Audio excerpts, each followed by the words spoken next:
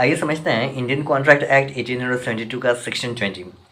Section 20 का title है agreement void where both parties are under mistake as to matter of fact. देखिए section 20 कहता है कि मान लीजिए कॉन्ट्रैक्ट के लिए कितने पार्टीज चाहिए, 2 पार्टीज चाहिए, तो दोनों में से दोनों पार्टीज किसी फैक्ट के ऊपर मिस्टेकन बिलीफ रहता है। ठीक है, मिस्टेकन बिलीफ रहता है, हम इलस्ट्रेशन से भी आपको समझाएंगे तो समझ में आ जाएगा। मिस्टेक होता है as to matter of fact, तो जो एग्रीमेंट होगा वो वॉइड होगा। ठीक है, इलस्ट्रेशन देखते हैं।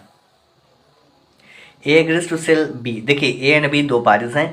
ए के पास कुछ गुड्स रहता है, सामान रहता है, कहता है बी को कि हम तुम्हें बेचेंगे, लेकिन जो मेरा सामान है ना वो अभी यहाँ पे नहीं है मेरे पास इंग्लैंड में है, इंग्लैंड से बॉम्बे में आएगा तो हम तुम्हें बेच देंगे। ठीक है, हम यहाँ पे एग्रीमेंट तुम्हारे साथ करते हैं। लेकिन इससे पहले ये जब एग्रीमेंट हो रहा था उससे पहले ही पता चला कि जो सामान आने वाला था वो ऑलरेडी था नहीं, एग्जिस्टेंस में था नहीं, वो कहीं बह के चला गया था, ख़त्म हो गया था, डिस्ट्रॉय हो गया था।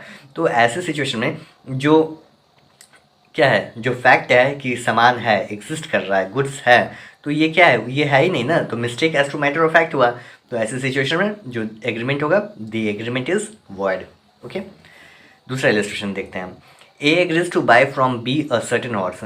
ए के पास एक घोड़ा है, ए बेचता है बी को, बी के पास एक घोड़ा है। यहाँ इलस्ट्रेशन में बी के पास घोड़ा है। ठीक है, कोई अंतर नहीं किसके पास भी घोड़ा है। मान लीजिए एक पार्टी के पास घोड़ा है, दूसरा पार्टी उसको खरीदना चाहता है, लेकिन एग्रीमेंट हो गया कि ठीक है हम बेचेंगे, तुम खरीद लो। तो लेकिन एग्रीमेंट हो गया, लेकिन एग्रीमेंट होने से पहले घोड़ा मर चुका है, घोड़ा की मृत्यु हो चुका होता है। लेकिन इस बात का पता कि घोड़ा हॉर्स वॉज डेड, इस बात का पता पार्टीज को था नहीं।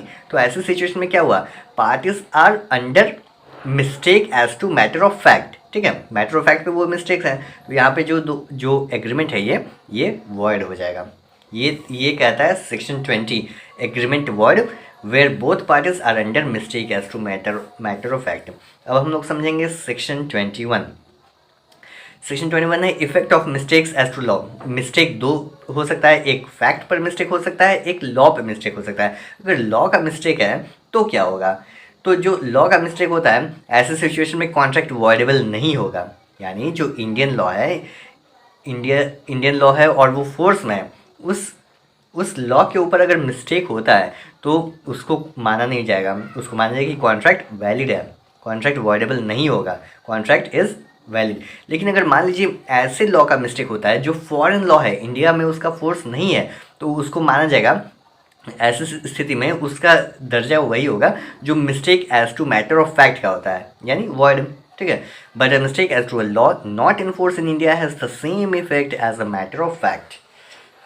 अब लास्ट सेक्शन 22 हम लोग समझेंगे। सेक्शन 22 का टाइटल है contract caused by mistake of one party as to matter of fact. मान लीजिए 2 पार्टीज है, एक पार्टी एकदम बढ़िया है, एकदम फर्स्ट क्लास बढ़िया हो, कोई उसके तरफ से कोई मिस्टेक नहीं, एकदम क्लियर है, लेकिन दूसरा पार्टी को मिस्टेक रहता है, mistake as to matter of fact, fact के ऊपर मिस्टेक रहता है। तो ऐसे सिचुएशन में क्या होगा, कॉन्ट्रैक्ट क्या होगा, कॉन्ट्रैक्ट वॉइडेबल नहीं होगा, यानी कॉन्ट्रैक्ट वैलिड होगा। Contract is not voidable merely because it was caused by one of the parties to it being under a mistake as to a matter of fact. Contract valid रहेगा। Contract void किस situation में रहेगा, अगर contract, देखिए यहाँ पे section 20, अगर mistake as to matter of fact पे है तो कॉन्ट्रैक्ट वॉइड होगा, लेकिन अगर मैटर ऑफ लॉ पे है तो वॉइड नहीं होगा। और mistake as to matter of fact पे दोनों पार्टीज का मिस्टेक होना चाहिए तभी वॉइड होगा। एक पार्टीज का मिस्टेक होगा तो कौन सा सेक्शन बताता है, सेक्शन 22 डील करता है। तो ऐसे सिचुएशन में वॉइडेबल नहीं होगा, क्या होगा, वैलिड होगा। यही था हमारा section 20, 21 and 22। I hope concept clear हो गया होगा। मिलते हैं नेक्स्ट वीडियो में। Thanks for watching. जय हिंद।